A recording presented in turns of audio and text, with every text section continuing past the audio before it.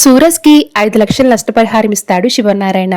అయితే ఆ నష్టపరిహారం సరిపోదని అంటాడు సూరజ్.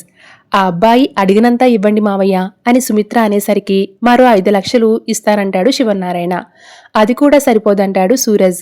ఏంటి బాబు, నీకు 10 లక్షలు సరిపోవా? మరేం కావాలి అని వెటకారంగా మాట్లాడుతూ ఉంటుంది పారిజాతం.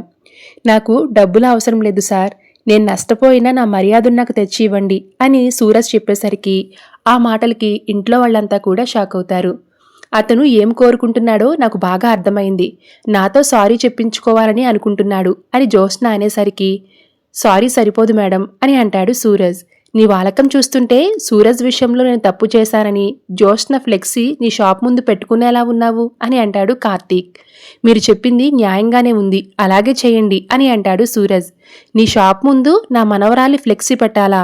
ఎలా కుదురుతుంది? ఇంకా నయం, జ్యూసులు కలిపి ఇవ్వమని అడగలేదు అని పారు అనేసరికి మీరు చెప్పింది కూడా బాగానే ఉంది, అలాగే చేయండి అని అంటాడు సూరజ్.